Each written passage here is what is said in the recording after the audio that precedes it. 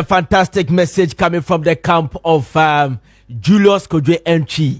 Or say to Boise na yen tonkwa ewo makolejum. It's awesome we say a very deep and very deep. Bring it a time to 8 minutes to the top of the hour. 8. Aha. Kessben 92.9 megahertz. Kessben TV, DSTV channel 364 and Gold TV channel 121. Program Maakye Dumedie no masugusu amutie no. Na ene yene for the third time when we say new patriotic party majority caucus parliament a petition the speaker of parliament say or recall a parliament na from recess na among consider an urgent government businesses be as I say animu ya no aban timi parliament timi tena so se na be ya aban betimi dia ya adwuma before yakwa 2024 post December 7 post no etimi abaso na yene second deputy majority chief whip at the MP for Sehi Akontomra Honorable Alex Tete ebetwetwe nkomo ne ahye adekonti a aka few days ame yakwa aba nenso so no almost speaker say or recall a parliament dear pa na aban pe dear pa na parliamentarians ne pe majority caucus no dear pa na se ba se yankole a ebetimi aha oman. All right ebetimi aha omo they said na make no okay, so they are calling the speaker of parliament to say recall a parliament senior beya urgent government business be a bit me across before December 7. On the line I have Honorable Chumbarima, a member of parliament at the Doma East Humana. So Honorable Mwakwaba, the spiritual man. Honorable, he is a Bibiabo Cordie. Na yeah, the radiasi. I don't know those who cut spiritual issues. But you see, who is a worse Makano? I side with you at a point with them. I think we didn't treat Dante fairly. And I think it is important we consider that because clearly, I mean, it might not be the fault of, but I will be a guac home here. It means a lot. So I think maybe they consider it that way and then. If players also nyadi omo nyadi go to trade or nyadi mo nyamo pama go see the whole year fiti must be dissolved. Yes yeah no you know I think that's what we need now. Anyway you say na tachi the ya say you see he was caught on the tape say why no maybe anenye but say that there Michelle Platini there but on say ono there enkofu bi share that ball pose yanko yini shifom na me problem one you get me enti husu okay but anyway catch majority caucus mo call say parliament speaker and call parliament from recess na aban dwumadie bia say aban ye animanimu ya muntimi before the 7th December obi baka say na baby a yadru sisi ades aka few days ni akwakoto aba de pa de business pa na mo pesa mo koye sabre ya obi a won the constituency the legendary campaign at its peak obi a pet numbers na mi beja ho aba parliament lady kan wa mentia woti for na mentia doma is for the match sebo aseye keten aso mo keten say come December 7th the o make sure you Dr. Mount Baumen Munyam no matter MPP ase for mo free SHS o mo 1D1 wa agenda 111 ni nyina no mo di bi so amomunia o mo ba o mo fa ase Port Chumbarima there no crowd pan say we need it and why do we need it not necessarily government business it is because say I'm calling na yakoto aba no one say yeah the next government no teacher for me teach me near be or trade here wo we renfu on timi nya sa onye timi chaneka police ni agina akoto chenchen ase e kwa bia se wo jana busuya and tika katra no do no on timi engohwe ne ma civil service your friend is a local government form war this Doma district Doma East Assembly mean, a be free, friend is a bombarding, a be free take a toma, a be free, as a cold war set, a be free comedy supra, that way, I mean, so okay, crew, I mean, almost honum. No more yet, more honum. Now, I buy as soon as 3 months, 4 months into your mocha. And one of the urgent issues are the leader, not trusting the Derby. So, Castle would be your papa speaker next year, or the minor. By any of them, here, it's a woman here say, and the menimia, or making sure say, the 3 months appropriation bill, say a person. I will say a person near the 2 of them. Now you're quite bank for Babiano. I saw like Dr. Monba Omiano. 3 months, over to a month for car, and Sana, or Nakasa in the budget. So it's one of the major, your friend is saying, businesses are, we need to prosecute before we go on recess. And that's and that is why we are all pushing for it. So the government business, no counter, do say. Oh, I mean, the government business here. 1D1FC, your tax rivers here, say approve. Sasika, Yadeba Buama, and electricity on time. Now, it could be to say, Kruka, except that dear friend of your friend is a maker to Tuma, I wouldn't light. Kofi Frimpong Kroma Muni light. And this house of your friend is a problem. Our moonlight, a problem, no. You bet me about Momania light, no. That's Scana a fuel bank. We need to approve it. International Kahobi. And the fact when you're not coming to Nayaka say, Momaya, yes, I don't got, and no, for Kurono. And yes, and your bottom idea, and I will be personal interest. And so I could because it is what's your honor, not animal when you're not how. Now, what dreams I would or mine or your minor, as what you say, I buy me as a star, only in your budget until November. Within 3-4 months, and I saw your budget here, but now it's a month for car. One jeans I didn't to now, one jeans and a crew to trouble when you can, Mania. 7 predators are now hospital IAC, it be 85 complete at completed, it be a 95%, it be a 90%, just because we need them to clear some items that are complete, you know. We had items stuck at the airport. It's what to Ghana. Now, jeans are with your man on our yes idea. It's a problem. Now, what can be say, as a some way sad and a senior bayer, the next government, no, but no, be smooth ride.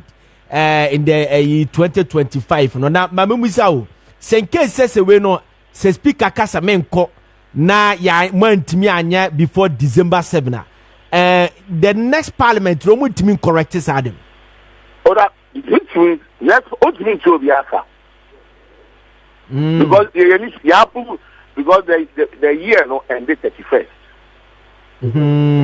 and from next year no uni budget. I see. It would mean good. Kessben or by a Yapu budget number 2 means so Biaka. Yeah, I didn't for including controller and accountant general. Because Matessa will communicate as Bika. Oh, yes, to Biaka. Wow. No, be a bit Chanica. I bet it's 1 city. That will come. Hey. The one about Toboas Nechi because the parliament has the power. I said the next parliament in the bad. There's some way a normal bet me can say so. You are telling us that the parliament of Ghana does not have any power to override or overturn any decision. Yes, sir. I 4 years over 6 about 12 years. And also will pass it a minimum of 3 months. I can see it to one. Now say I buy for food bar. Whether I want to ask food, say I buy for food. That cannot be clear. I'm a fucker because when you 3 months or transition, when your ministers, now will form government, I'll be there. But say about only government, it is then about food. You don't have a minister of finance, you don't have ministry. What do you say? So that's why you approve it to work. Okay, so that approval is done only in the election year, right? Yes. Oh, I see. And yes, I had so that I'm for and as a word to us, first 3 months, no, we how now the Yapaya with Juma. And you say, yeah, now you say, because you know, the NPP never found. On some year, I hate you, your papa ain't to reach a man for Canada, see a kind. Some of the more mama some not to us, to check and what you want more yet. Now, obviously, no pint no more, yes, I did.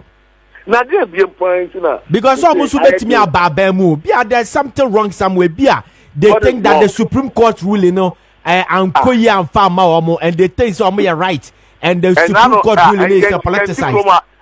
The Supreme Court ruling, Yura, and your friend is a channel be any ages. Okay, and what born up was said in Katia Dini, the chairman of National Democratic Congress, what can't be now campaign grants not on one NDC members of parliament say more beer making sure say or by attending to any recall beer.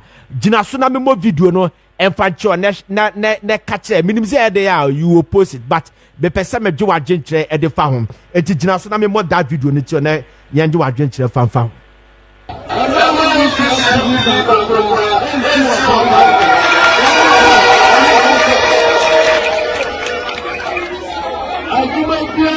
Parliament who is not emergency beyond you. Yes, Parliament, now I'm going to continue dream dear. One more dear and Jam or Junior and May Wamo. Now, 2 men are coming. 1 person more trash. Now I'm moving dream. Not my woman and my woman. I don't see. The 4 power, woman can the homo power. Parliament is so that the parliament in now and the day I do our parliament.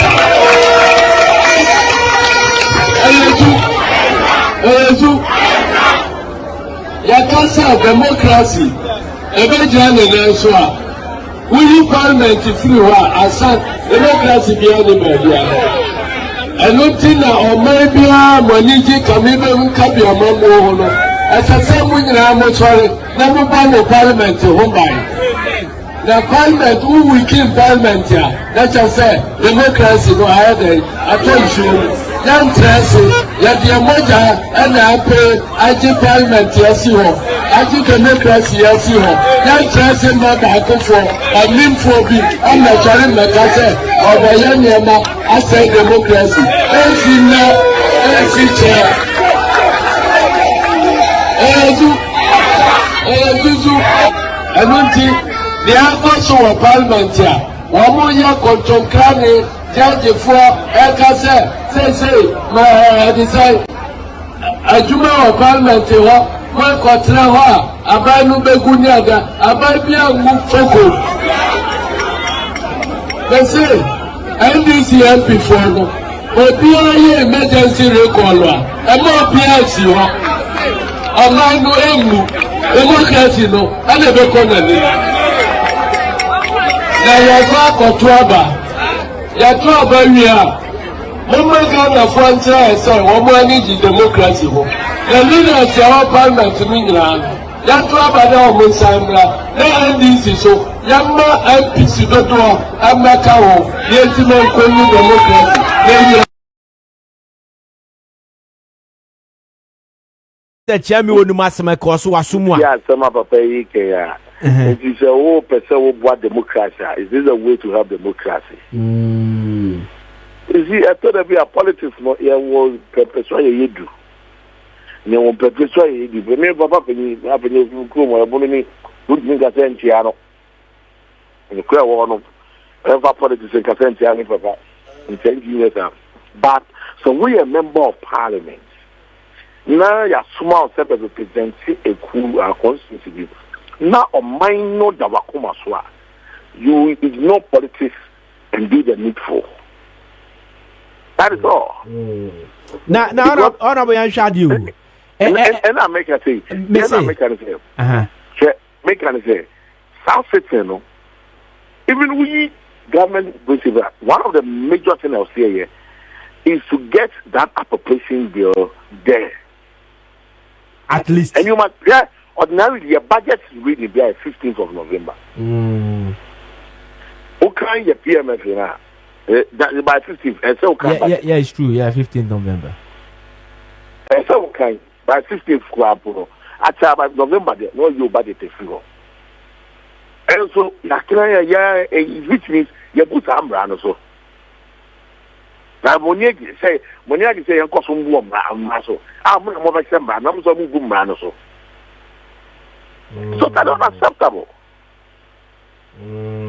But honorable Obisubeka say honorable Asienu Nketi, I say why member of parliament pain. And I also no what if you now so nim no ma ekoso of parliament say per dia wo kan ebe hete Ghana next year. Say ke bia wanya sa because bia ono so nim say bia ono so betimi a win election. Yeah, we have the point. The truth of matter say you don't know who say 2025 no. Yes, swear in Dr. Mahmoud Baumia. And you'll say, you be a bit to me, they are frustrating over power. And you know, yeah, more as well. The first 3 months of Campuno, oh, Fambo, would mean Chiaka. That is what they are doing. That is orchestration. And you say, you be on the war, my dear. The orchestration is to destabilize the first few months of Dr. Mahmoud Baumia's government.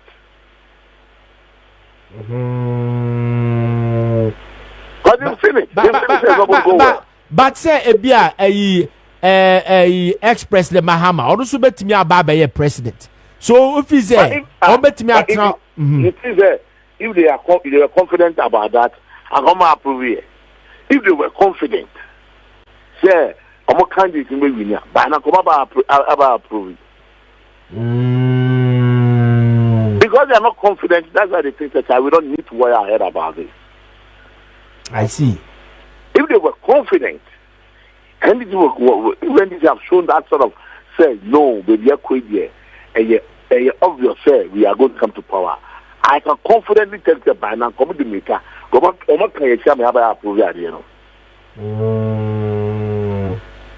But because it's obvious, it's not going to go for them. Everything clearly shows there. His Excellency, Dr. Mahmoud Baumia, is coming to take over. So, sir, Speaker, and recall Parliament. The majority, no. What will be your next step? Because it's not for him. It's about the constitution. That if a petition 7 days, you have to recall. And you want recall at the end of the baby. Then a constitutional mandate. I mean, he's going against the constitution. The constitution will give us a remedy for if you disobey the constitution, if you go against the high decision body, guardian of the country. There's a consequence for it, and we will do it. We will trigger that. Some people constitution so yet we be cheap. Ai na me pesa me hunu say me pesa ye clear che mu se me fan say bia ma recall speaker aya adamant won pe onye na adwene say obe call say 7 days ne so a e de ade na mo betimi aya mo betimi akọ parliament akọ use different speaker maybe a first or third second say you are approving now he's supposed to issue the notice of recall. But the 7 days in so you numbers you are purchasing that 7 days no so one recall here. We only trigger the constitutional remedy for us, which means the constitutional remedy is if we can call for impeachment because we booked a minor 20 years so. I see. We can figure that. Hello? And, at this point, all that we know is that Zika will do the needful. So as I said, 7 days not one. Over fresh, Nayaba. Nayaba Juma. What I say? Indeed, he's a parliamentarian. He oversees our debates and all that. That's what he's supposed to do.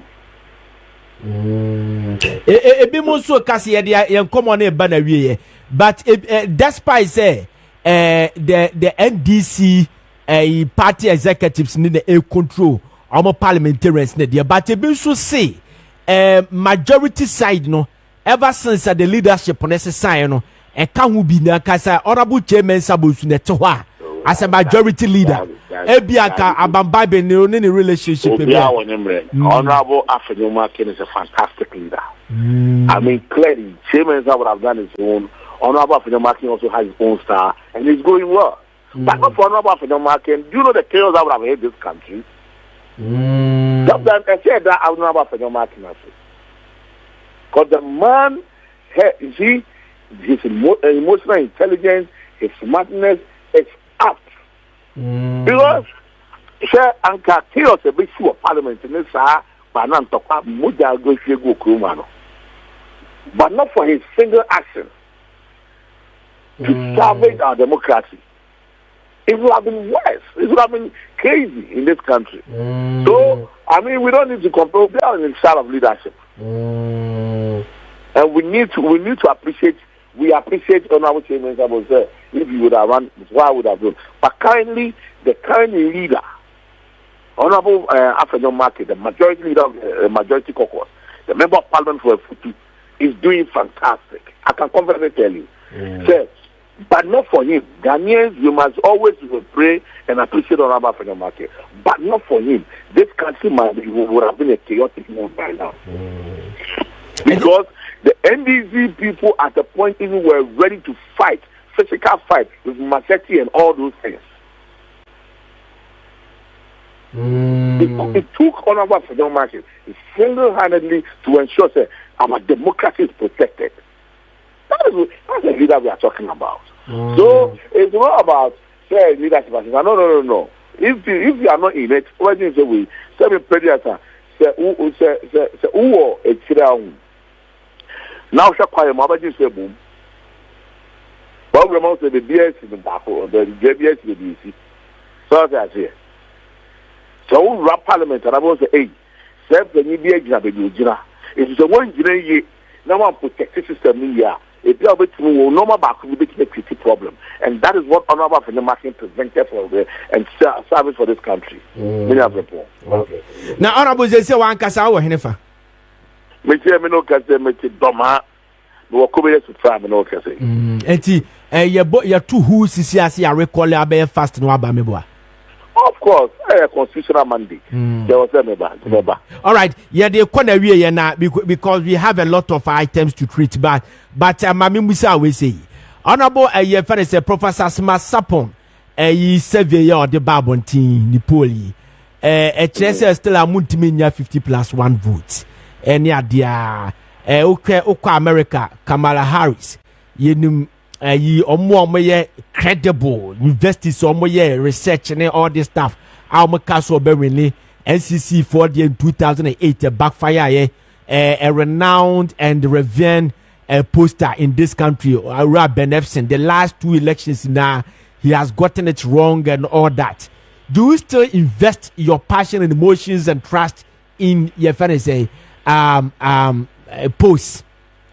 You see, there's one thing we should not underrate: research and data. They are so much important. You have to say you be out to what data and research the ultimate country. Yeah, bra boom crop. I told you, we take it and normally, which would the normal to normal. I told you, what to wait. I told you to say, and now I'm spending 2,000. 2,000 is spending, you know, the same. Into 3,000 because when I'm done, who take you research, who take you data or boom. But for me, the data here, we should not underrate it. Don't underrate any furniture data. It is the science that the number. In the area of smart support, yes, honestly, they are bano. But yes, data. And I can confident that the data is credible. And the data and feel. Why I say the same thing me as well say and this for some more data. Yenti Kroman say we are winning. We are winning. We are winning. Yenti Kroma. Yenti Kroma na yeah can let you try let you maybe. Because they had their data. And for data there, yes, if never be accurate. Okay. Even correct, but you must still believe in data. Right. That one I will not underestimate data in any way. Okay. So honorable, you better wasi. na ye share ni mu say nyame beka owura Sumanu Babin ye beka nyame beka na dwene sorry beka na koma na obebie parliament na na koma so nzo beba aha na obaba bebie ni ahede ye etiamu tie dase ye besa kasa biem yo all right that was Honorable Chumbarima Patrick Chumbarima Paul Chumbarima member of parliament at the Doma East and Amotesi and Chicken Comofa Ra Asedwin Ketia one Ra Asedwin Ketia video or AJ NDC minority caucus Semo Bia and Co Parliament because Bibia no Honma by betting me beam a break a cray a quack to a banner Jena Adventure fee a majority caucus no so a ship speaker say almost Uncle recall parliament na abaya dwuma bia eso mo ye ansa na 7 December na adru no atimi abaya no so ye gena genkyere hona etiefo be kai say be she program ya se ye dikado to manim se ne okọ agire gano tension aba agire gano pa ene ne potam ni na ne say resident omo ho no omo around a motorway extension omo demand say edan bia yesi ewo a middle of the road say abantim busa adan ni etugu animanum ya na say the assembly no enhwe ne busa edan nugu esa ebetimi akwakofa uni e dia bre enkofo ewo agir Ghana na nempotam nkraha ene Ghana manyina na in the shortest time ne be show that video ne dia kyeremo ne ya kyeremo baby edan ni sisi ekwamu sensi kwamu edientina resident na sorry edietia aban no omo si sada minister video na ready na ebetimi aba yenkwa na ye koba ye baba bedin hu komo ye ne resident no nipo kasamo mo ababa betena se ye betwa omo adwenkyere ene adekonti a ebi omo ye sada. Let's go and watch that video.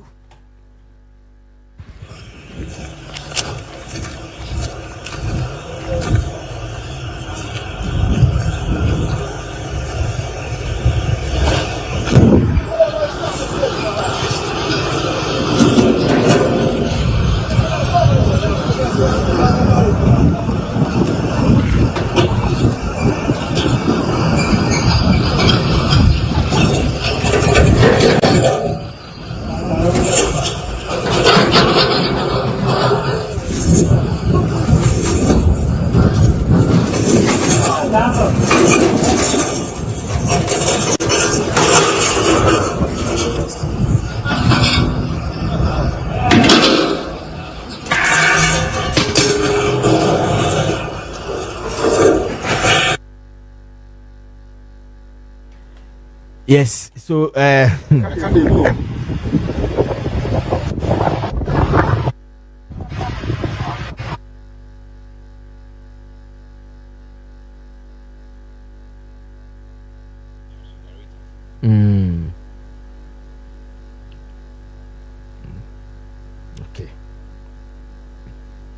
Ati efie ni meboa.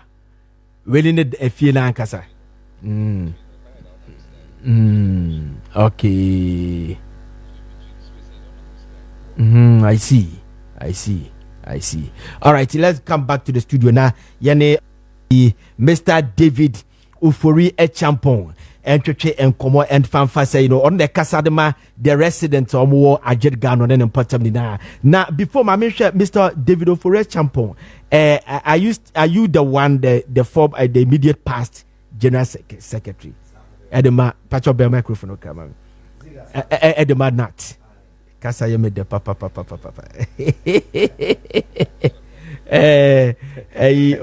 you made the papa. Nat. Say me kwa hum GM. I me who so kwa. Ejuma me ye didi ebini. We win you didi o koma Ghana. And I like it in that way. Okay. So describe the whole thing fache. Minim say be sa timi abo video ni bi ma na ka waye e ni dia kire because me nim ho papa. Dia make acha say. Enti Mr. Momi ensambo video no na onye prolong no fanche. And na yen share ha. Enti high hene fa. High Ajiriga no. motorway extension.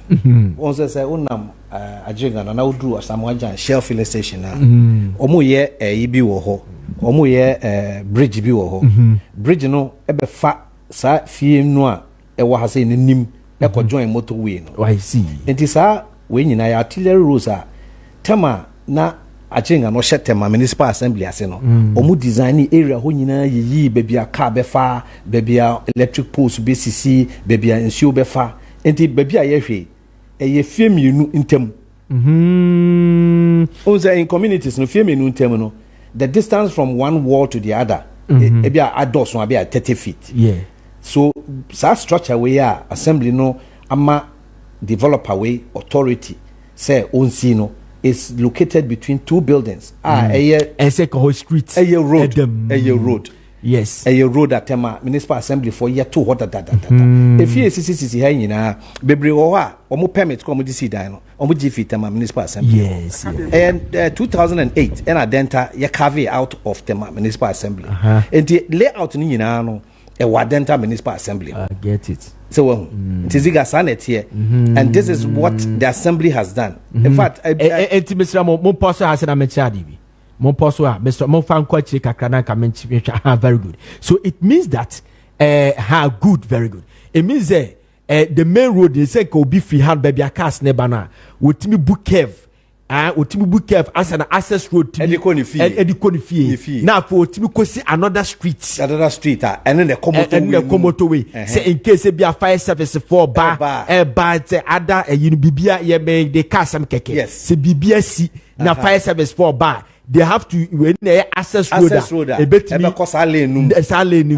Abua and ye baby sit down there sim 50. One more secret to first floor. I see. Now Ziega, what happened is and pay for no buy and almost see an income, then we went round to look at it. That time no money is way. I see. And he who said, no, my me apostle amame. Next a war no so ka home wa. What quite no much you and to almost see back on war nechi. I will say so almost see back on war. Ah, yes, I mean, just look at the distance. It's a quarter of a plot pool. Because between two roads, you know, just 30 feet. And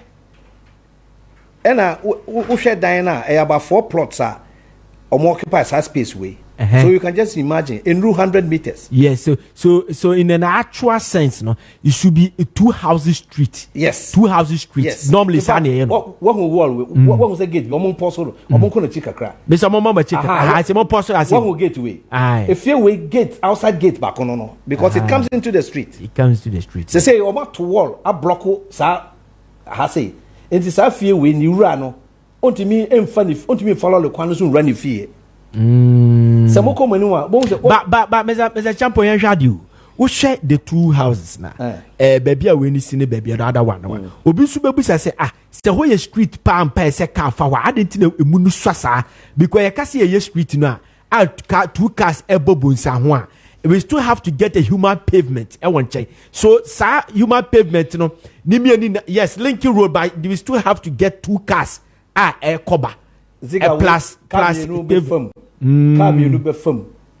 Now some of the tipper trucks FM tipe. And it could also be Zebia. Say 2 houses in the big grass half land in the big kakra. Just say how the Ziega It map the young. Who the share? We designer TME for year 1995. One baby all my shady no. Baby I shady no no mo ya dynasty no. So who say uko wenim kakra. Uko wenim kakra. Ube who say your friend is saying other roads. Echo straight. It be so cut down the road. But who say per the equita mini dear. Not just say road no crano emuwa. Say a bar na babesi another Appian road and I say you be a beko left. That is it. Now another one about Asaba beko left. That is it. Now another one about Kevo. I see the main road. That is it. Then also call left and right. And I has in Udu Hanumwa. Isa 229 Celsius 31 no. And no a left and right. Yes. It's one I think ye Bama echo left and right. One ya blocking. Ya blocking no. baby almost shady green. Oh, what block? That's a plot 139. Yes. 13943 no. Yes. A home ni ya block. Ya block one. But Ziega, who's assembly? One of their key fundamental rules is to protect public interest. Think of the security and the convenience of residents. Say ya mo block hoy. Se ba se electricity pole area ho nyina no. E was a street no so. It is say fear na when they clear the factory save that. We say better say one in the see one. That where you kwan no the main road. We say when you clear in between no nka wo say ya na wo kosa udru wall ho a utimi mane right no mane left utimi mane left no ma block no anti ye be call left no ye be sa call left no yes o no ma block no oh I see so and that say hana me nami me hu ba bia me nam say road we ni 2229 yes Celsius 31 it me bamba nim say na say me timi call right na me call left right we call better this church okay it me call right left it me be call left and ya block me no it's right I say ofa how be call Methodist church and that's right no I saw then the roof red no so left no and the be call sa road no udru ho a obetimi asan take left akọ join motor wo a day so when assembly your key responsibility is to protect public interest residents na mo te ho no mo de property rates ko bo won na say am de abetata walls I wo ho they want to be 3,000 Ghana cedis property rate assembly de mo je fi mo yet you don't care about a fie no said be a nsuo a wasi niema wo ye aduane wo dware nsuo no kra no aka fie no because baby nsuo no fa no ho no mo de permit na ma obi a wo si dan wo no electricity poles are service our areas we 2 areas we esi baby almost die no it is here and here say ECG Ghana Water Electricity Company of Ghana omonya major problem with the pool na omposo omo call ratifier they will have to go knock on somebody's wall yep okobo obi gate mu ma wabie no ansa na watimi akorenda ne service my goodness apart from that water company pipelines are service areas no is on the street o say omoya pipelines say be obetimi adjoin yakọ is on the street it also say bia that portion is bia you say kromo machine so omtimi detect say yes hanoma pipe bia say ne paya na say the problem ekwaye within that house one it means that say ekobo pruno catch am say na say house do kwaye obi bedroom dia na say hey say wo ena sa fie mienu we say mu omu gate na nke be mo access to the road no wo ma block no hey it is a fear you have only access to go in the front meanwhile no sanka ofie we are lucky na ofie no si baby a kwan wo benkum na bi oni fa utumi si gate mienu o hu kire wa utumi fa ha o kire wa utumi fa ha wo mo si dan na block gate ni nyina o mo gusu si impefo no ye complain ma assembly no e ma o mo control wall no ho on the 14th of October satan no o mo nduru baby a o say ade a wo mo yi ni nti o mo tu ho anamo and assembly no be control wall no ho say stop work on the 14th of October okay entitama me ne payfo ni share na makanya say fine ho no payfo ne wo ho lawyer for payfo professors ne retired people na me say mo me famra kwan so yen throw letter en come assembly no e bia na omunima this is what's happening enti throw letter come assembly no on the 21st of October e draw more attention e the pictures nyina ka ho wa ho gate no wa ho say papa we ya o say wo say also musi dan on the fee nanim so gate black na ho no ontimi mie gate no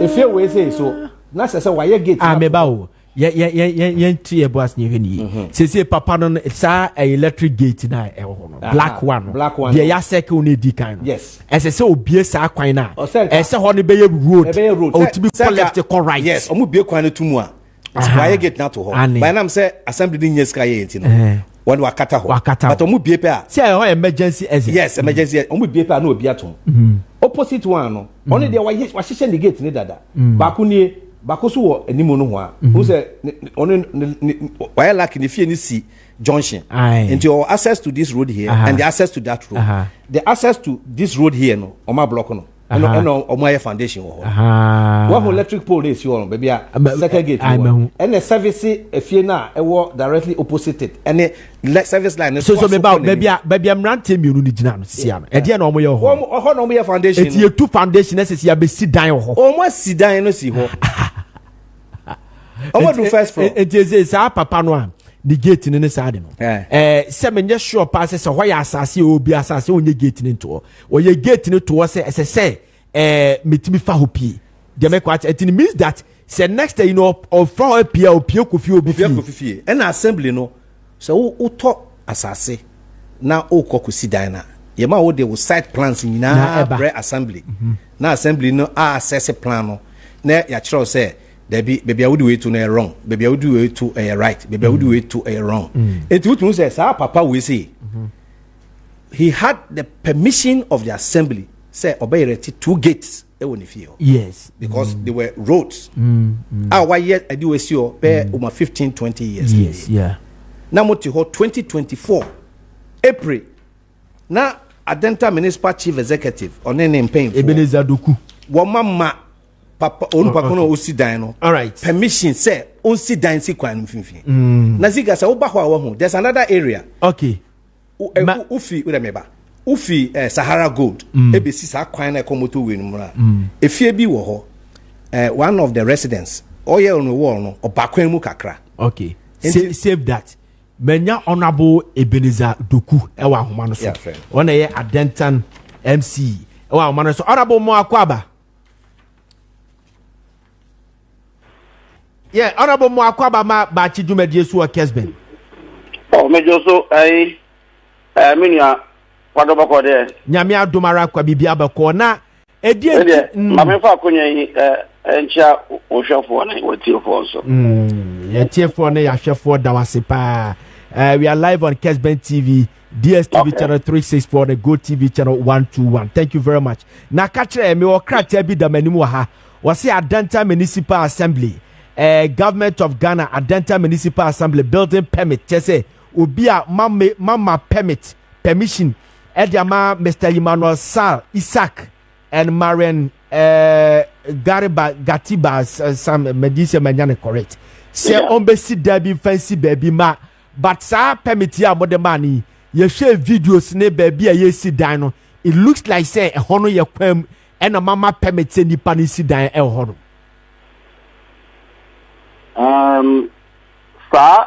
Asasina ya kan wasem. I think that OSHA documentations in the more Honomono became there was a change of use be in 2015. I'm saying in about February. Yeah. Now the gentleman in question, and so OSHA he had title to the land and all that.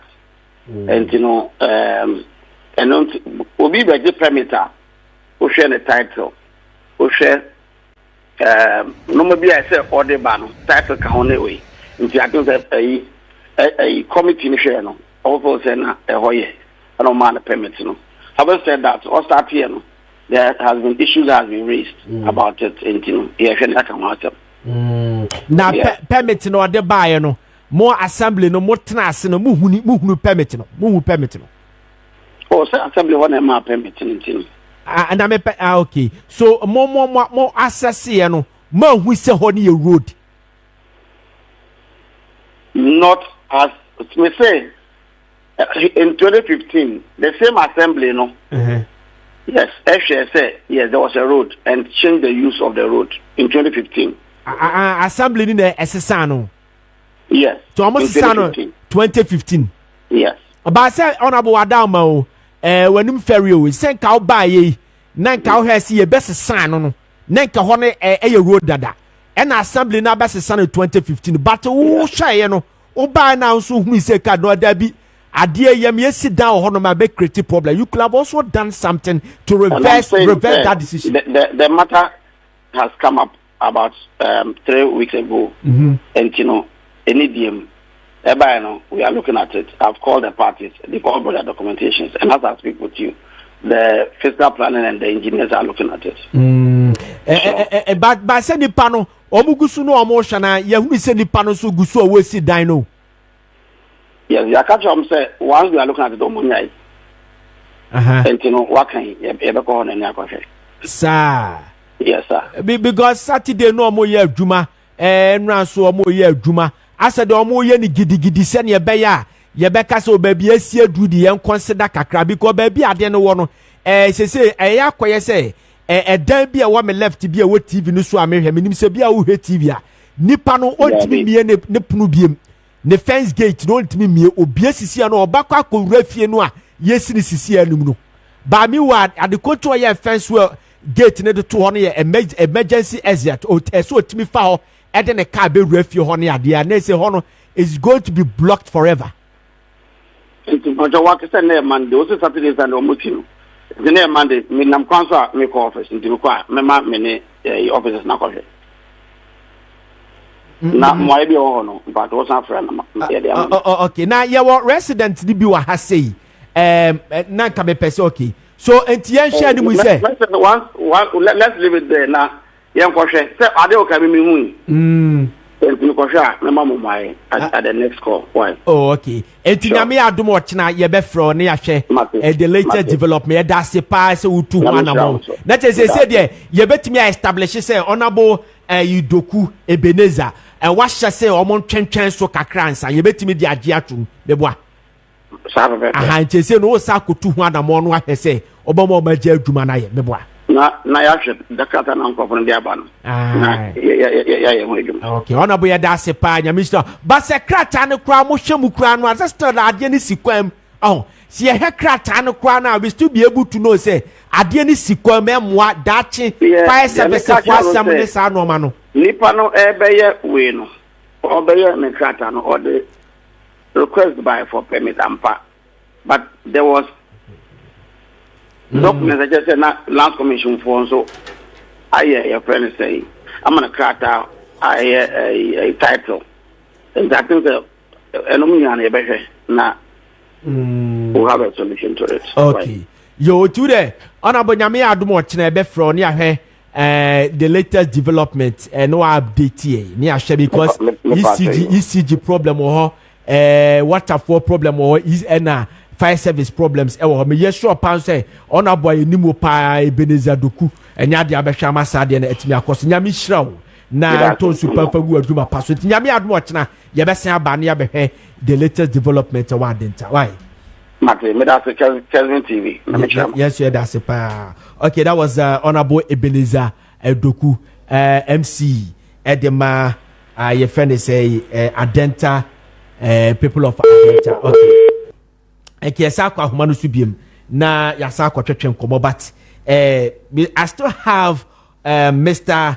David Ofori Champon ewa hase Mr. Champon the honorable K can we give him the benefit of the doubt? Oh me this say no there your man emra it doesn't spoil anything because association natural command office from the 21st of October. Oh, I see. He's not responded to the association. Until some start until the association said then the next step they say on media engagement. That is what has brought me in here. But they have other plans that they want to undertake. So if assembly no kazo muntu hawana moa almost on the rezoning here. But the question is that who rezonia? Don't you take certain things into consideration?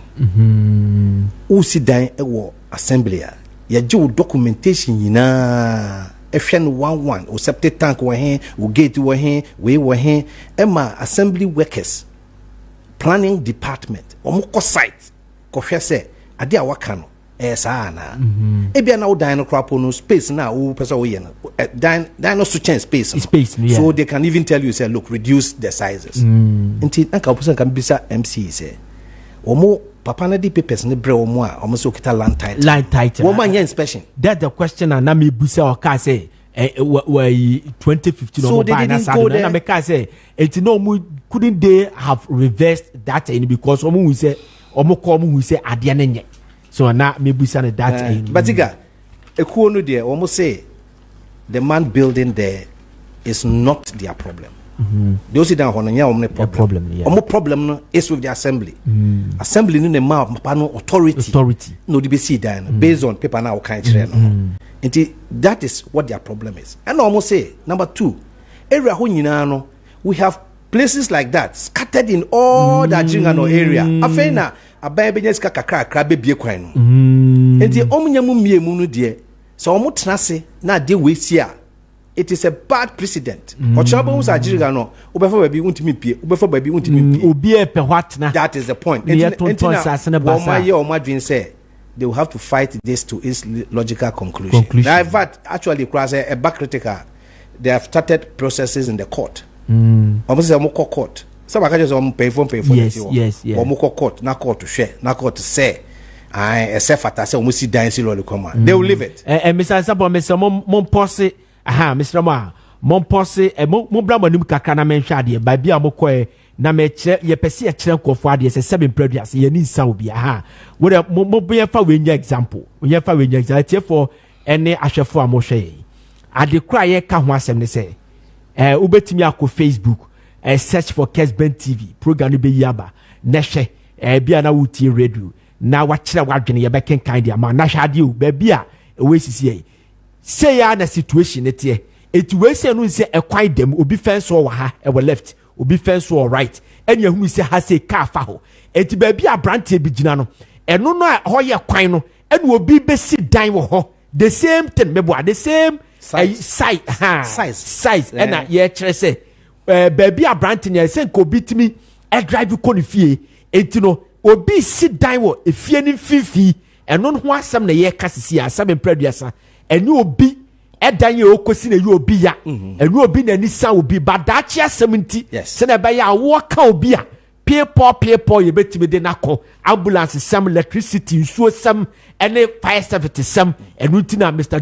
David Oforie Champon represented the resident no anti se na be ya mo hweti be appreciate where we are coming from no better ase the same thing ene happy baby omo kon tokwa no say kwamu pe no obi esi ne die ho asab we see one classical example mo poso no say sa baby bi say mo be so mo poso amaye mo pra mo chika kra di bra wa chika kra da bia na me ka se mo poso nya ha na me ka da bi nya ha baby say mo buy say so ye betimi de achetie for say so ye kwan me champo beboa ekwan ya ka fa hokoba di akwaniaba etine ekwan na da ho no yete ha na obi aba be ka se wanya permit eti assembly na approve man say ekwan fifi ho no ye be si dan ho obetimi asidan o say rezoning o my rezoning na say hwe here say motorway umposo me motorway extension somewhere hu Ziega uso mo mahu si hwe here na say yan stop for ka ye say the mark company say rezoning afo be area nanka o ma developing such a way say nice residential area no na fe ho ababa be create problem aba and they say residents no mo ye say say ka unim is legona say wo pass Sahara Gold a wo de ko join ho no sa line no ekwa kodru Ghana Canada Hospital ho no ho ne form Ajiga no North motorway extension area enti den ho de omodos pa enti mo ayi there is a landlord association no make come ho abomu association no na omo keka ho bomu a omo say me sabe me ni omanim na say ba media interaction they give media understanding and so apart from assembly no ametimi mo kusu achi omo munni manche bia so ho no mo a sabe mo betimi asa akoda ne se bia mo bu be yedu ye de ma MP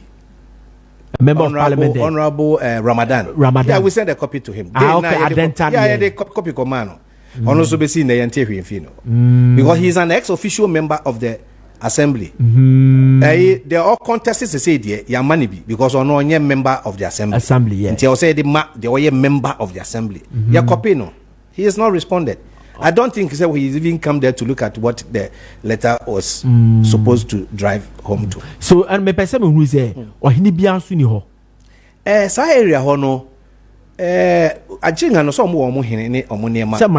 Yes, omo ho. But I don't think that they have anything to do with this because MCE say assembly no rezoning here. Eti assembly na reason. Yes, who Ba me reason, pesa me chese se muntimi fan dan na bi na mumunye du. Sana pesa me chese. Well, me kwa champion for. Because some tetire no a emane isa luku yipa because ade we have to we have to fight it. Yeah. Ebi esi wadwo abrantie bi wa kwa MC bi aba ono no mpese wode ne signature besen asem akodwiri dan na ba court nso ahye si edwiri dan mu ama nsuo ta e fa nkofo demu nyina e dan ba kopo ama omu si o mako ho ntokwa ma o ma mpamua akwa create problem e dia mo so ora David of Ofore Champon former general secretary the man Nat and a was so now ye spokesperson Edema Ajerigano affected ye fed say residents ye tuapo now o final west now going to talk with 1 week to talk about 1 month to talk to say honorable Bamba a tangible ya catcher and say do more mejai well Ziega ejuma bi abe we asibia no you leave a lasting legacy of integrity say what you say na say yanhwe na yantu sa na mo na o man we ye bebre pa because you see so we be hu na sade na nya say it's ade na nya o see ye rezoning in 2015 ambo rezoning na ya rezoning in 2015 a ho e lole kwan o about 2014 in April time I buy no na wa ma obi permit so we sit down wo ho then the question is that did you go there to look at it because because reasoning never say bia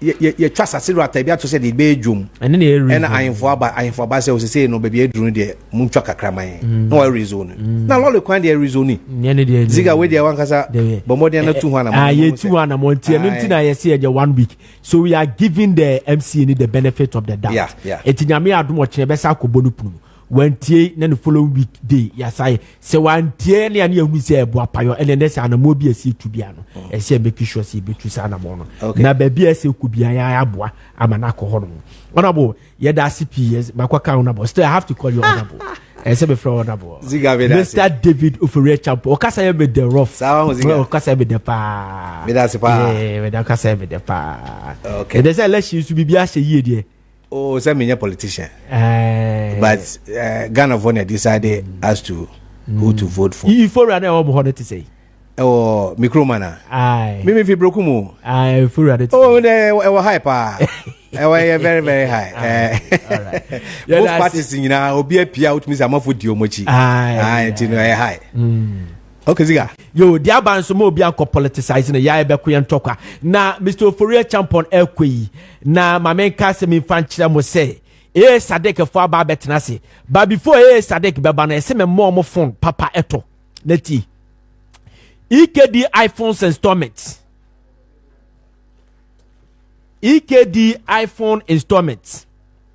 se men kan kire wo say ene iPhone bia wo pe bia no bra EKD iPhones installment iPhone bia wo pe bia iPhone 1 ekosi iPhone 100 mai but ye pese ye kire say iPhone bia wo wiase bia peso yusu bia no ebi wo EKD iPhones installment send you pay bia ebi wo ho na ti iPhone no ese so yusu iPhone wo ye broadcaster election ni obakwa akoye report ese wo hia iPhone e mu da ho se ne be ya wo kasa ye beton kayi enne ye be di Christmas ese se wo swage wo ye be ma so swago your buy so swag use iPhone no obi e be use iPhone obi e kwa iPhone na nam say EKD iPhones installment for person obi e use iPhone ntino what is asem de bia ba wo say iPhone de o pe bia o de brada be yi na o be yi bia sika no sika na ba betua no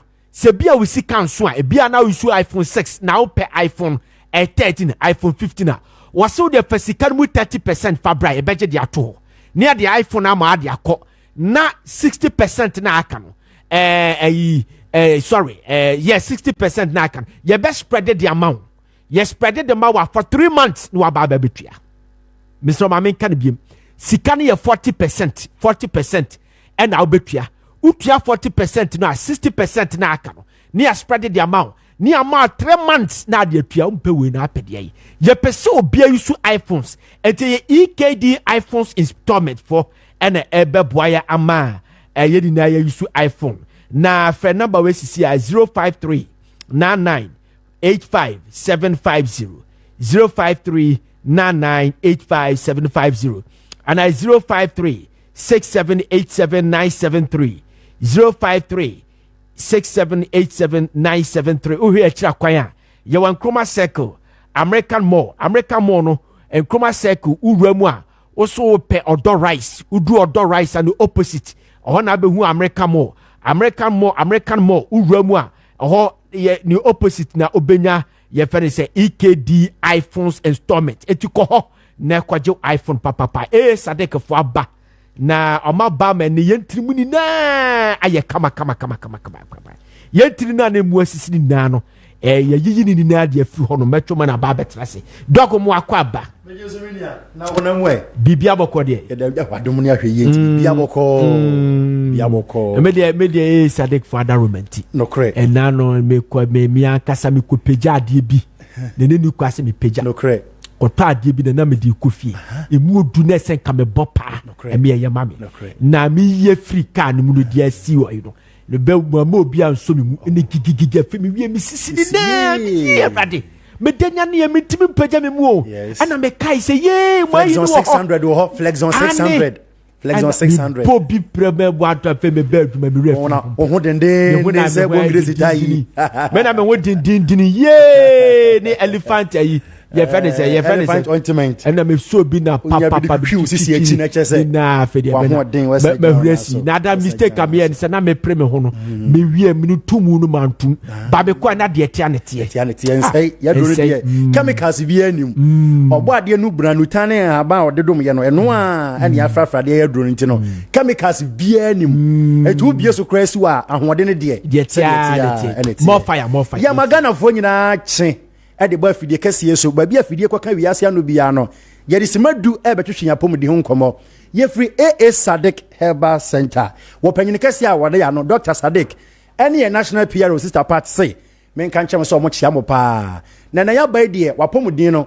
agija yenso free ha na AA Sadek Herbal Center adaromanti ojina naso se kireben ene nkomo amene wudi no as usual eye kuma bi nso mu nsem no eye kukurubo sedutan AA Sadek Herbal Center asemichiri yeso na ya pa sase na nsen the rate at which young guys girls ya ma many ya papa nom owo twe wonom kra konse do no eyade ye hu ne yetene sa ne ye ma hyen adentia ye nipadua no yade abetantra mu boy kwakwa ya ne ayene say ye too busy ema ye nwuma ya ye nwuma ye koso ne nema bia ye ntino yade ne boy kwakwa nyina no ama ye nti ti da yade ne bedi aso nkunimu pe no na ye fa bag akwa aba fada no ena kwabna ne 10 gram se mitimi traka mu obeka ne ti abututi seat ne so wo be sori team na wato ya no wonsie do o papa hu oden maami hu oden pa wonyade nanso woda ya wansode na eyo obia nwanwan a doctor for kire se yade agi nipadua boso yade abekire nipadua mu a se ya ma ya adua nkoso a akira asem no eye bebre bi na mekan adenti ena AA Sadek Herbal Center ye wo ho na wonfa ye adura fa ne Flexon 600 emma wo ho ban wo de etiase se wonwuman ne ho hia wo pa wonwuman no ye busy memene da wo kɔ kwase da wo kɔ edwoda kosi ne dwoda so no wo kɔ enti ama wo nya emrani adagye emma ni padua fa ho twe so fa wo ni padua no ehye yensa na ye mo ho ban ma ye de ye adura ye fa ne Flexon 600 bro no Flexon 600 na mo ho ban enye wosre ni nhye kubo ni wachi na wono no Flexon 600 a ewura ni padua mu yade bie ni hono mu a ebetima train ni padua ni mu kwase bro ni say eye number 1 immune booster enti yade be ti say stroke yade cancer yade kidney yade anu akese a wotinia na yema hye nyina no se wono no Flexon 600 a ebon ho ban efri sa yade hu yade asesei aye hu pa aye di kan aye stroke yade mese kane no na ye ma me ne ye papa no mo mpeni fie wo maduro mpeni fie so bia be ye 80 90 eko 100 a chese wo no wo di nchina cha wo fam bag akwa aba fada no wo na nka stroke yade en ede wo mutwa to sesei ede ne atie ede ne ehu young boy 21 years no wonya stroke yade ade na wo se ba ne sa doctor for say entina enam nipadua ni mu e ma ho kwan e ma moja ne mframa e fa mu ma etimi di mu afrusa ne ye no emu asisi entini mu asisi na se be got akra no emu si a akasha ne ditwim na doctor kase wunti mu asi a ye ne den ye de Flexon 600 a efi AA Sadik Herbal Center ene ye de hohuru ye nti mu e ba ne se mantini mu da ho enya blockage bia na emoja no etimi die afrusa ne ye wote wano mu a ubon se wanim dua no ewoso wanim dua no sheki sei entini mo sisinti moja no ntimi nya adwuma nu ho ebo kokopa afa wuti aya wo ya edwao aya on and off ekọ na aba me no kasa sei no ubon se me kasa no ase me ya kan brofo ase me ya kan igbe kasa din sisi so ma no chia ko benkum ni nifa ase kire ne se me ya nya stroke ya de ni bi entini mo sisi emoja ntimi ne yafrusa ni ye minimo bi a wo koda na ne ho nya den pa chan tetebotan enso wasode anopa no na ne fanse ya adwodwo oso anopa no na wo kwa afa asa akwala bi adade hye ne botom adan ya ne side say ne nya adwuma entini nya adwuma ntimoja ntimi ne yafrusa ni ye wanya stroke sansin sanso yi ebi ba so ho wo ho no wo sansin sanso yi wo ho no wo na yesi fam say no ase etime hyew te se ne ya so jasramade wo na asimu no wakeka koduru so bi na ato waduro obi ntu waduro entino moja ni ntimi nya frusa ni ye ona se atatai ona nche kwa hane hane wabre wo cheso aya Flexon 600 en kwema sa ya de meto ansa no apa no waduro mesra wo ba won sanka Flexon 600 na nunum bi na mo ho ban efri ya de amabobo so nyina na sa ya de akase miensa cancer stroke kidney disease sa ya de wei doctor na no to so say ohwehwe oni padua mu na so mogam wanya bia yo obi a wanya stroke abubugu ho o de wo hu ne say and there so asama akura nto twa doma nkoma wuo no ma won sanka Flexon 600 no numbi bottle kase no na to aso na enwo hye ntini mu nyina na wa ho de mapa ne besen aba obesore gina na so topoma twene na be obi ya nwanwa ya duro no yemfa chemicals bi yamfra mu o eye nubrane nutane nuhana na doctor nam nimdian kwaso afrafra wode ekutia sa yade afei yadra your friend elephant ointment elephant ointment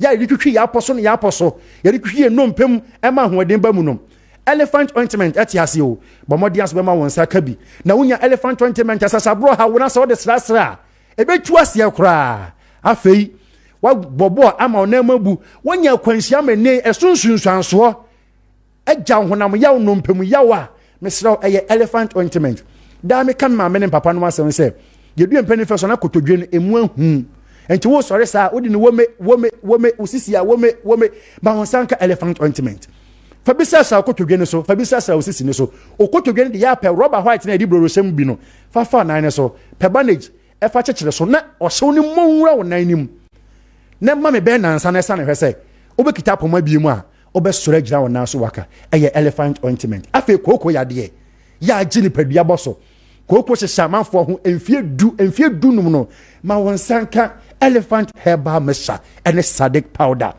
elephant herbal mixture and Sadik powder zedroi obi a woso ye chinyigifo Thomas ya wosi koko afifiri ni padua na se koko tinimu koko betra sabe ne kokobu mu no womna me ento nchia na me ma no elephant herbal mixture and Sadik powder ni bi na me chance any obe use no na me money 3 weeks per ehwe say koko na atra ne so 15 years 20 years no obesa huni biemu a hemready koko eye ya pa hemready koko okwaja na bia so a na adane emoja sabi na etu no mesrew ma won sanka Sadik powder ene elephant herbal mixture bi powder no kra de utimi sagu onum utimi digu kokom utimi digu nkwan mu adwuma elephant herbal mixture ne no na powder no so ye nua no mo ama no ne ana wono mo hye yese yenya ne powder ema wo mo se ne be ya kwantusam nti wo betime di akọ unya powder ni bia fagu ade so fansu kakra fra pasa wa fatwatwa se kokoro hye kokobo ni mu a 3 weeks pe ebetu ama wonya wayaresa ya ne no AA Sadik Herbal Center odi ya na wodi asem ma menkyere wachiri kwan na me fa matrofo ne nka ho ma AA Sadik Herbal Center enam se yenno ne papa na wo Ghana fa na ba bia nti no ya chiri kwan e o Mori Junction Tobut Cape Coast Quantempo no so ehwa ne wo Open Rabia to our Kanshi Drag Lane, Kobedia Enterprise, Kingswalk Herba, Rupash Herba, Tinatet Herba, Hellos Herba, Tema Little George Pharmacy, Ashama Nekus Pharmacy, and Kwako Hillside Pharmacy, Kumasi Kolinak Herba, Misty Herba, Apidank Herba, Freddie Men's KO, and Mama Becky. Ho Abexam, Takwa was a bibidrofie, Bogoso unique Herba, Sunyani Green Light Pharmacy, Cap Herba, Masom. Aguna Swedro Lincoln Pharmacy, Tamale PK Gombila Pharmacy. Freyan, was 0244 15 35 11 0244 15 35 11 and answer 0557 9977 97 0557 9977 97 and a one was antimantemo pendos of Puertuno Femama Becky was 0244 750 510 0244 750 510 and tell my idea you nipa biamoso wabra yenro sadek heba powder and elephant heba mixture ewo hono mo ebe kwati akoko nyina na fei stroke ya de se enyu nipa biamoso na mpo se wonya bi kura na oba no nom no ma wonsanka Flexon 600 no mo sa nnoi na obenya wa yaresa elephant ointment so boa ama unipa bia wotimu yawo nompe no ewo nyina no ma wonsanka elephant ointment yenroi ewa dwama so ba bia domdom ye ne a adwoda ye besa bihia fidikase so ne ye dia pomuden ho enkomo yadamo ase papa sadek for say mozo somode modie abreye. All right, thank you very much.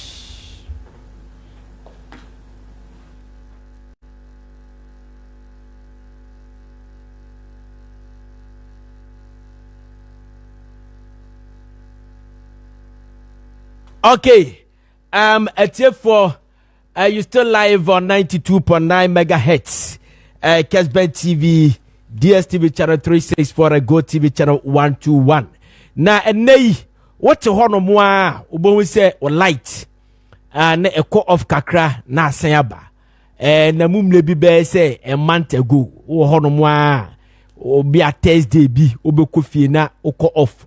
Etimi call for bi a bedu anadwo bi a 10 na aba ene ade na mahunu se eso ate kakra na saa no ma no yedu owura benisia betwetwe nkomo oye energy policy analyst etiene betwetwe nkomo ne ahwe what is happening to us dumso ne yawura mu anase edie pa na edie ne yewom sisia na one ye na twetwe nkomo na de oho na no also one ye aka na before that no okay mame kwa homa no so quickly na me ne ben insia entwetwe nkomo ben memo akwaba ya minia na ben as first pa no na nka bia obekofie na light call off e call off be se bia sometime bia omudum ni 6 bia 10 na aba ne ade na mumlebu na mahunu se aba from kakra but elsewhere so no nkofo experiences are no they say ade na AC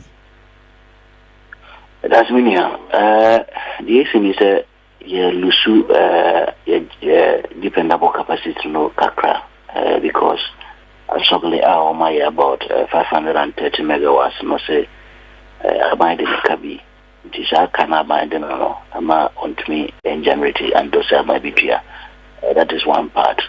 The second part is that most of the power plants almost we use natural gas more use natural gas because WAPCO will provide a end gas of about 60 mm scaffolding so 10-day routine maintenance and also Emma to be natural gas and power on thermal plants.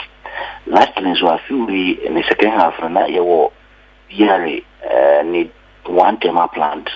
That is thermal plant 1.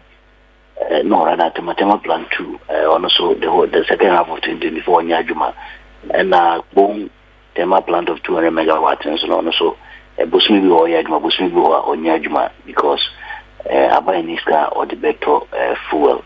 T Enama Dumsono you are losing your generation kakra. And tina madum so na ebakakra na ebakakra. Some of the months planting be about on board and as about on online be eduma months be so routine maintenance. Because of those routine maintenance, there na do so no abre in the gra. Eti hefa for the experience doom so no areas be. I think that buying instead of communicating but say about peak bro the supply no so na buying ama areas be doom because as we are speaking no timetable be ama out. If you are buying the determined areas or things say peak demand and bro the supply so which in December demand the bedroom 4,000 megawatts at peak levels. This already demand no bro so I was say Oma of any such my years now go for machines and also be say for the brain a bunch of specific area and be depending on buying a schedule no or ma work off kakra some 3 hours be areas be also 1 hour areas be also 2 hours be also 6 hours mega crack yeah and then kwama hu say no daytime kwa na etime ba ebi wo ho no ma be na 2 hours bi na moko off na asen aba edu anyimra bi a 6 mutimi call off ubetie news na asen aba na bi aba 8 na asen aba ene say asa no ma na ebetimi a consider ne say sa dum so a demanded load shedding demanded table. Oh, it depends on the government because mostly, I believe that communication is key for planning. And he said, how we now communicate Ghana for at least most of them can also plan and also put their things in order so that can do my affect you more. But governments, this doom so word now be political, and providing load management schedule and as a timetable and so be political too. The advice says or the load management schedule the banner amount who say be circular of a course see others will conclude that doom so na you can see when you there's no need for the load shedding the banner schedule but that is one point. But I believe that for planning sake, say being say and being say it's good to always communicate to Ghanaians what the challenges are, and also not Ghana for Krabia being at Timabi how for more how now person the resolve problem now. We're also in a political season, so people have because now you can't do so now. And then Kofi Bebre do imagine bu 2015 from 2012 DDC and this year middle of this year the ni from May June July mu on Obeka say no from April May June mu ho so Obeka say oh ha na light call off e bia behwe na sapeb best bia 10 na darkness bia say bia the following day na ebedum no eno na na ye consider ne say oh ye hunu say we de ye wo crisis in bad ye see de ase wa bia na do 1 hour bi te say de ye ni do so mu kura ye hu bi da kura me say sa de na ho dada wa na dum kakra ne sa no ma no do we still consider that thing say dum so menya e pikasa kanya na dum okay na ye hwa de na o ka sogli lie bi Sonny asogli me pese meti ase yie pa se almost shut down 560 megawatts power plant and over $259 million delta I buy eduomo na yensha de eyede na sade ne buy na sogli sa 560 megawatts ne cover hinefa se almost shut down problem suso be na de bebrayen chechire mu yie pa that's million asogli 560 near the installed capacity, but we are embedded in the installed 530. You must see, I know a dependable capacity for the provided letter light here the Mayan. Anybody directly as of produce light now or the grid co the national transmission system no more national grid no more. Na grid goes to the account who say na yewo na say na yewo dia obi abegene die see and I'm getting obi abegene die kakra based on that particular production. So we don't have a targeted area providing electricity to the southern belt and not provide electricity to the middle belt and not provide electricity to the northern belt. Bibiana northern belt be here electricity from Asogile, no. They will push it there. Say middle belt be here, I will say push it go. Say southern belt be here, I will say push it go. The specific areas are Asogile the light go. That is one point. Now we say the problem is that normally buying way positive communication a problem at the moment because last year, for example, now Sonana Sogle complained say I buying the car almost $90 million. I buy a promise and it's obituary. I buy a $30 million. I shall see a promise and say Bosumi Dianim obituary. Bosumi Dianim Scanama and now Scanas Mano Bosumi Biansono was a buying trias on Nasogle a cabi. But I can also and also and so because the ECG major consumer of generation no into Minesican in Antia Emma Asogale. They are buying a was the Akano Ediso Asogale. So are buying so based on the cash waterfall for Sayana from May no and as a July report now you use May invoices no are buying into and the Jaffa was utia or cash waterfall mechanism. The easy into me into ya Asogale, son and Asogale. Nick Canina, into Emma, Sa Kanket and Kitinanke was a buying this also. A mate me cosona, yetimi tiana, and not now, Buambua, no man, Yadru, almost $260 million. The first of all, we were owing them about 90 million, it 30, remaining 60. And after 60, no, a kitting, Usumi Bia was Indiano, and Abuano, Amanabidru, $260 million, and the Minokase. But Namumle Binomo say, a Kanye $60 million in our buying or that finance minister, Sanki Kutia Muteti, but so Glifoi Babonte Beka say, almost Sanka Bibia from Tisade, yes, a director controller so could yes, Cabino. As so Glifoi, na me can or maybe almost the bar say. Almost sanka sikabia. Ye be almost can be answer 60 neighbor, 60 national almost can be anti. Did I make us a thing in our communication? Until say one communicate na what the better about things what Tiana Brown Tiana credibility is in question. Did actually be no only Nikusia Pam Akabibia or new Nibium. So issues of trust has also come in. Dina Neno or say a buying Itia and Sanamaba.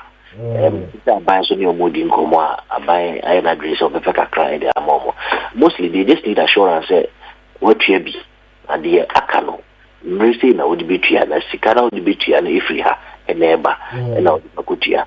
So what mean making all these plans available to them? I think that I'm very relaxed position. There's a $90 million here. Kahwasemi, and then I buy could be at 30. It is 60 there, Kayano, and I buy car so I'll see and some could be at 13. Come and then almost Sanka Bibiano.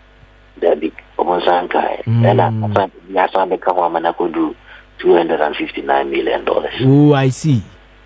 It is no, I'm shutting it down, cry.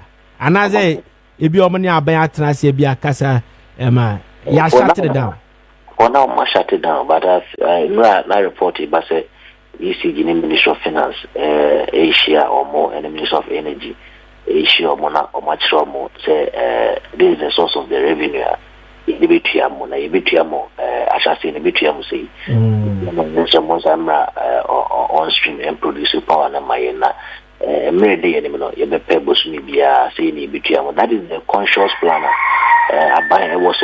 You show them the source of revenue to pay this debt and the timeline with these debt are paid. When you are saying Krata, was a Bakudiso, a buying was within the Moshes, who do Moshes what?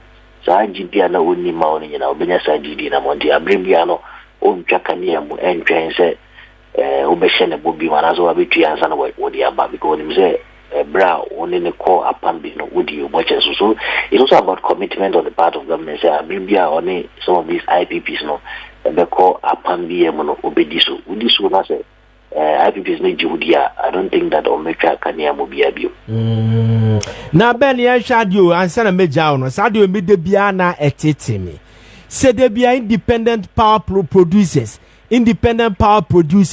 and normal who producing the mine. Robert not an individual being only sa power production. No, a dear party in this country. Some no capacity are buying ye ni bibia sa 500 and something megawatts now buying to me occupy bia for once and for all bet me about this country. Not the bia ye dying independent power producers.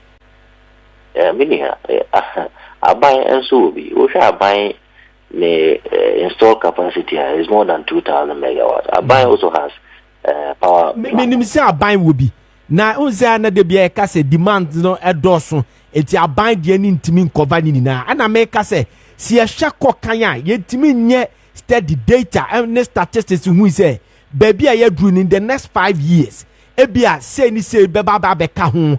And she a beco the TNT as I say a buying bibi na ye de support.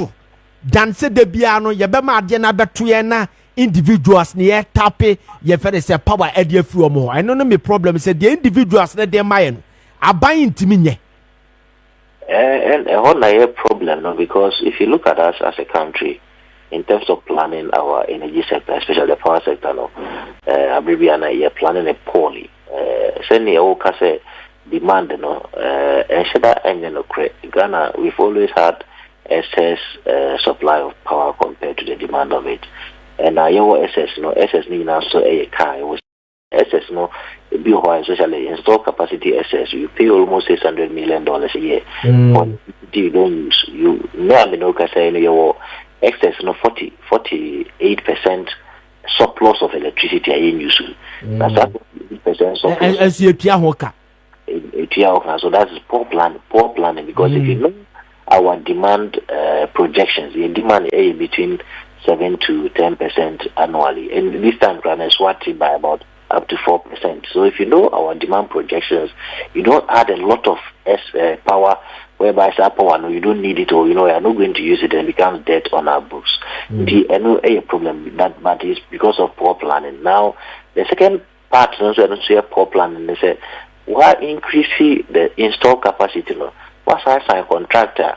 And also, contractor and as a contractor was signed also no, a lot of gas, natural gas into the system to power some of these thermal plants. The natural gas and also no, this contract we were also signed no, meneo pump supply kwa manju mijiwe was because at that time no person will be able to compete in terms of the offtake of these gas. You know, manju mijiwe was say mena mitria honka. The take or pay also a problem. So we've taken some of these excess natural gas and also be a yen because machines be and we are paying for them and also more than $500 million a year for the fuel oil here to power some of these plants is more than $1 billion. Here for the first half of 2024 we spent not less than $500 million. And the second half, you have $590 million just to get oil. A poor planning, and if you critically plan well, you can probably bring your excess supply of electricity compared to our demand, and even the excess we are likely going to exhaust it by 2029. You bet my exhaust excess now unless 2029. But now the president has a commission new install power plant by Bridge or Ellie, which is around 515.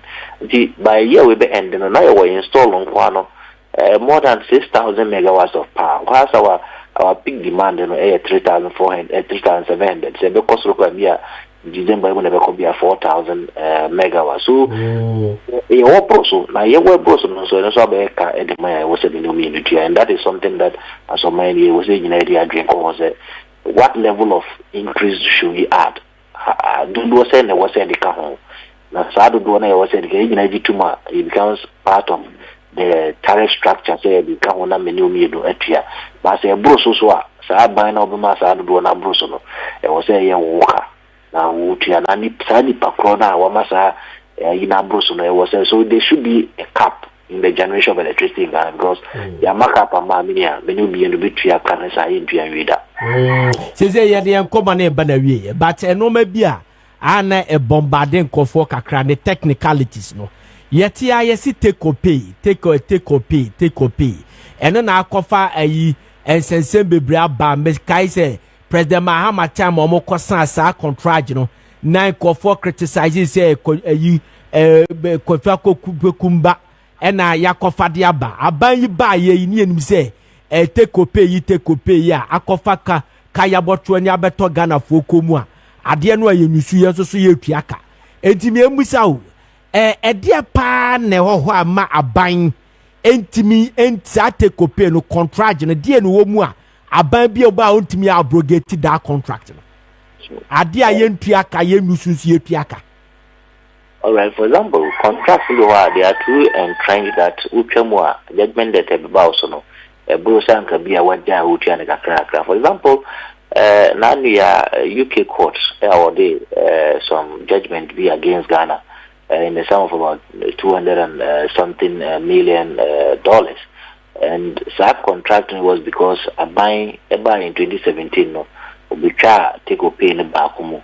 Because NASA company no AGD say was starting installation that somewhere 2018 and are buying a big contract or they are buying so some of the clauses no say yes high contract no they are too entrenched that OJ say uchamwa and also a kafufra a bebo kakese crisis and I see.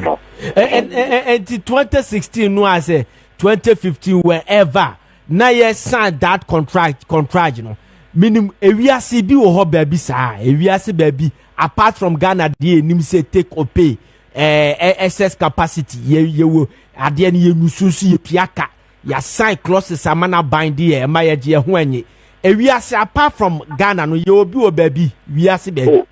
Oh yes, ye obi wo baby, but those countries plan their demand and against their supply. They are planning so that may excess in the broso may more. We have to be because there be electricity sebio and they say tomatoes of a call a draswapoto.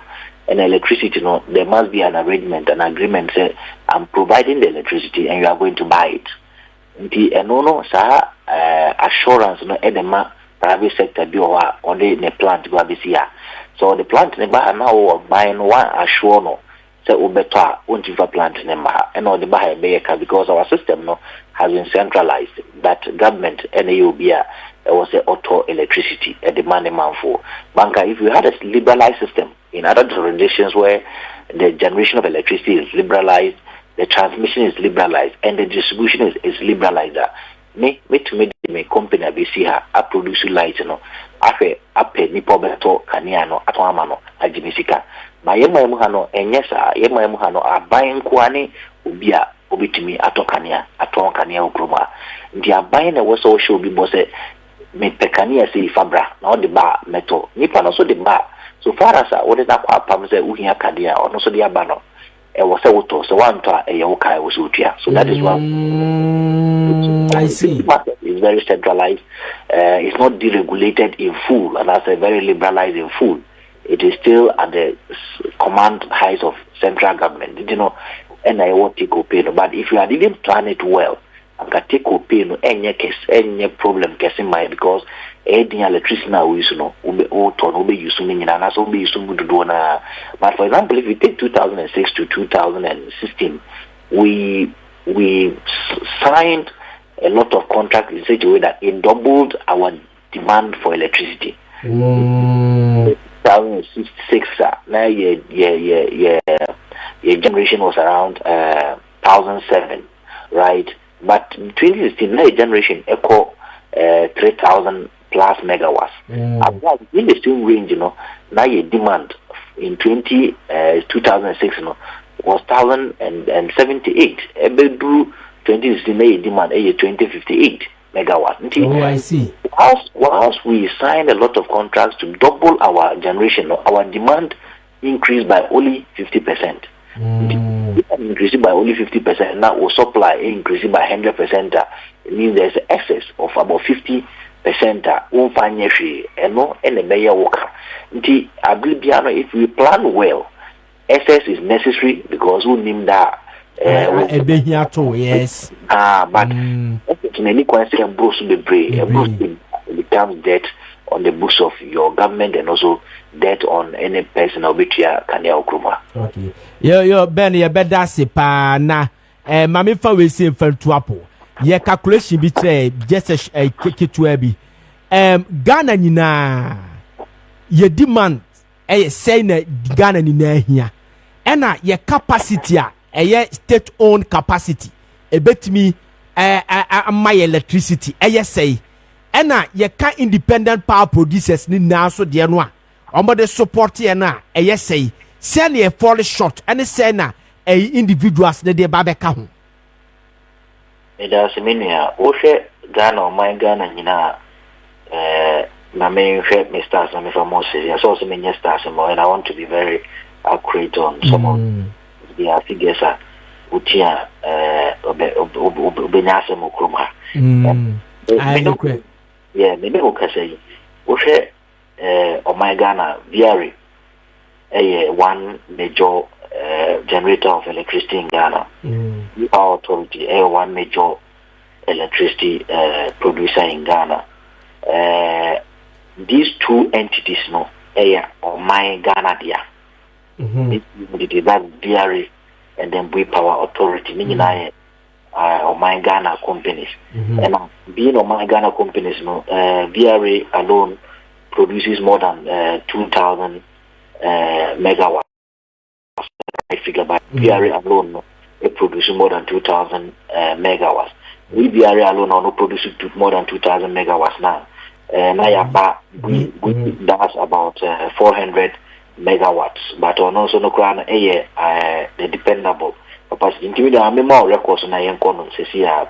Inti wodi o my Ghana ne companies no that is Bui Power Authority and VRA wodi sa two companies ni ebomwa sa two companies in kwano e produce about 3,791 3,791 sa two companies in kwano krano etimi maye ye demand ye here.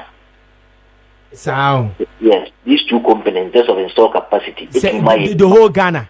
The whole Ghana, so two companies that Bui Power Authority. Ye demand ye here because in there no ye demand no is around 3,700. And omumi no see 3,791. One. Nti omumi no kwano timi maye ye here to produce and also to consume in Ghana here. But private ones no and abeka ho ama neno akodoso ama nambroso aye. Say edientina mienu no betimi aboa na say here the private ones. And I make say it all comes back to poor planning. On mine I think that because I say how be buy some time back no and then my sign contract in the bebree and as our contract be sign and the woman and yes I these two companies VRA friends Bui Power Authority bit my do na dia my I think that in 2016 Dumson by some arguments were that generations and because of that we oversigned a lot of these contracts. And we signed this contract without certain infrastructure everything here support here to export these electricity side. And also no na your minor the growth patterns because normally you sign this contract thinking that minor a big grow at an average of maybe 6%. But don't your Maya grow 4%, a grow 6%, number 2%, number 3%. So that there's no that steady growth. There was steady growth, and you know that when countries are growing, they need power. But your country is not on the steady path. And you know, you share figures and start year. I sign a lot of this contract, but a mistake. You know, this current government is also continuing this on the same pattern because we had the early bridge and the 515 account. Yeah, they say when we project, they say almost 2,000 megawatts of solar back home.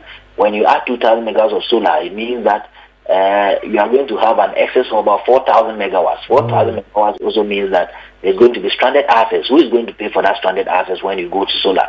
So, you have to know too emotional in terms of thinking. As a minor, you should have never been to Tunima who be one sana. You take a decision, and maybe because your mind is being influenced by foreign partners, and as some people are more interested be over be.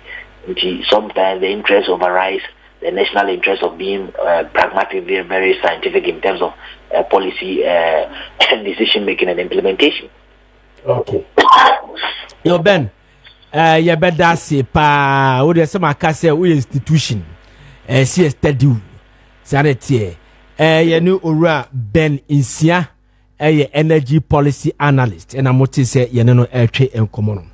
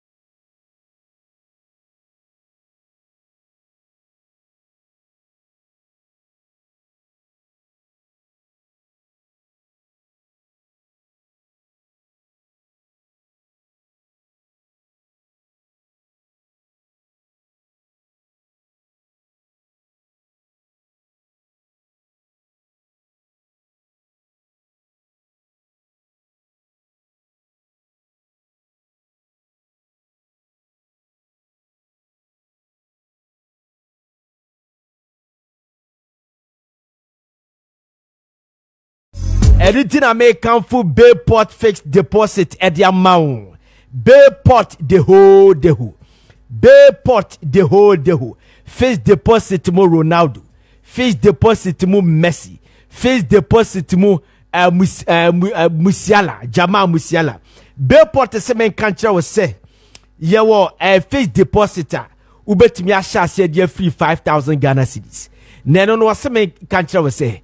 Unum say. Your fixed deposit will be on my chassis at the free 20,000. A bisha said the free 10,000. A bisha said the free 100,000. And then a equina by Bayport, you also ubet me a chassis at the free 3,000.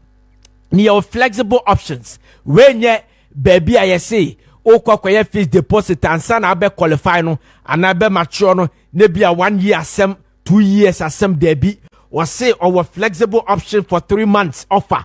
You will be your 6 months dear your 1 year and the econina over 3 months dear would see Kanoko to a fixed deposit bet me at the amount be mature now utibidia do interest no na young kwan so na ye interest in a bar interest ni interest a mu odu ubetimi dia tra wadumam interest mu odu a ubetimi dia establish another business a Bayport the whole young kwan so ne ye financial institution ye fixed deposit no interest that so no si ye tua de amawa ye tua bi nya bi te se de ya no no ye baabi o ha be kono interest no aba no wa qualify no bonus ye tua o ni akwa tua bi ya so with your 2 weeks time bra 2 weeks time no kwa betena ho science network na jame aye say to call 1 month bra na fe wa anya de no kwa na ye Bayport de ntisa Bayport the whole dehu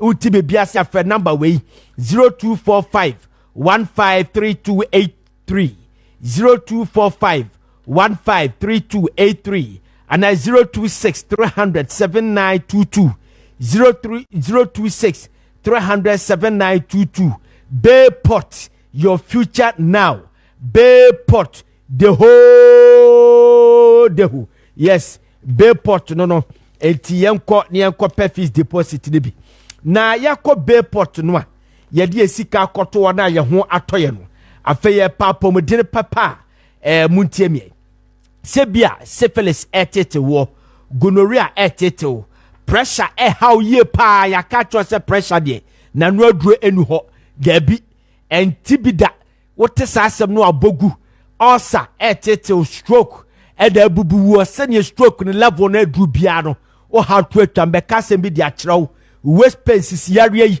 wakwa no numro sa ya bobo panie wo de ontment ahodo atwitwi enko fatigue oto ho ano ai say wonya adwuma bia so abre de bia wabre malaria chiri dis liver problem any kidney problems and etete wa o how to atwa ni nane say imboost herbal mixture aba bedi asem edi amaye imboost herbal mixture dodo na body din bon samnane police ni nadru no imboost herbal mixture and edi aba ma ya bedi tu dwani na no aba bedi asem di amaye na imboost herbal mixture no no mo a e boost immune system no na ehwete yare ne etugu etu asem kan tro se yare abebubo so wudi bimpa na sa ho ode no sipisita ehu behia se wonom imboost herbal mixture police na duro no na ebo chidom mo asojafo na ewo mu no nipadua da sojafo no esi brane se ne be ya one yare beton kwanta apai kra sanete na imboost herbal mixture no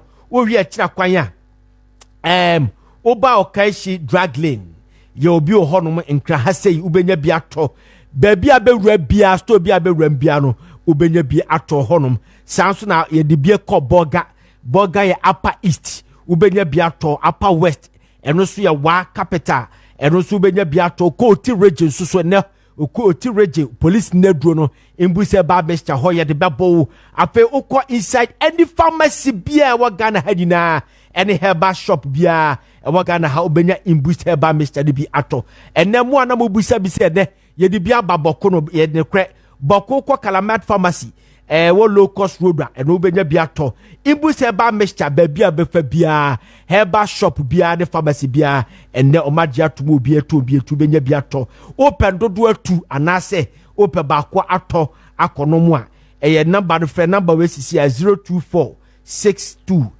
08496 024 62 08496 imbus herbal mixture police na duro no yes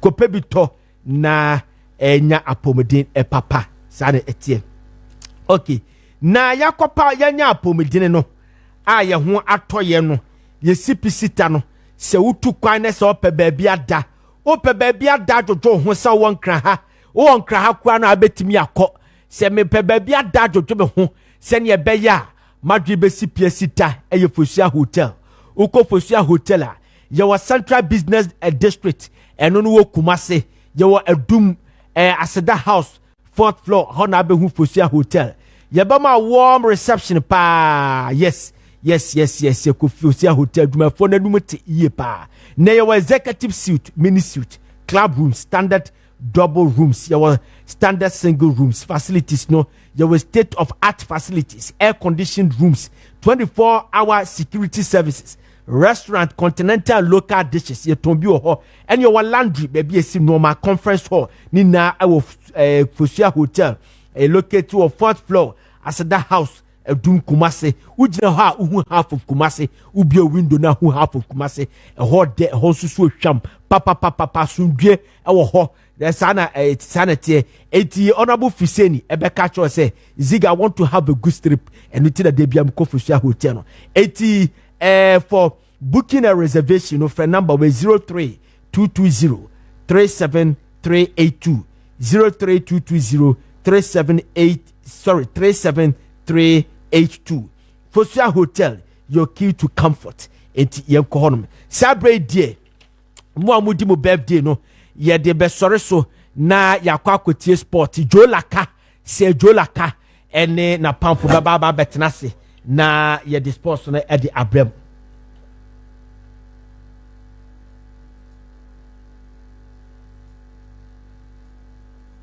okay yen kofa happy birthday na ye pese e bo happy birthday nyumi so emfa okay ye da mo ase mo amodi mo birthday ni na ye wo hye mo awoda pa nyankopon ka mo ho na omamonya kese kwa pese bo be kese epa na happy birthday edema achede na ni di ne ka ho achede nko a Yay! Akra ho fe ne moto no so swag papa enne achede ho fe pa nyakopo amanya kese kopem so be kese pa ye kese fa chen wawofo achede we fru karo ho and wo se ye wish you happy birthday. Okay. And a happy birthday to me ankasa Madam Fuk pa menene kona krana. Ye friend Mr. Kofi Asabre. Mr. Kofi Asabre, na your birthday. May you live to be your wish. May you live to be 92.9. Nyakopon ka ho manya kese kwapem so be ye kese pa. And a happy birthday to Linda Apreku. Linda Apreku, yay, such a beautiful woman. Nyakopon ka ho ate. Nyame manya kese kwapem se obe ye kese pa. Oya di ohima. From all right. 80 Linda Apreku na that TV no so no. Yay, mame. You have a world class beauty. Nyankopon ka ho se wa ware a nyame to su pamfa gu aware so. Wonya ware so anyam ma ware pa ahofe we die nyame ma ware a etese wa ho fe. Ye fam Nana Frimpong Ziega. Owura Sapon Richard Apia and the kuchi nsem ni na adugu krata so de ma me na me so me presented the ma wo afei the big Andy and a technical production no and the fifi so di ho akoniaba. Mote ka che bedu any Derek Beff is some of the Kuakrata headlines no say Eddie Bray. I feel Ura David Ofori a champo, and so be Kayensa, and you know Ura Benisia, a energy policy analyst, also be Kayensa, and a Chichen Como, and now Ura Chumberima, Port Chumberima Honorable, a member of parliament at the Madoma East, Musumoten and Cassie, and then Chichen Como. You're from Nana Frimpong Ziega, Yami Adumochina, your best Shebu. Bye bye.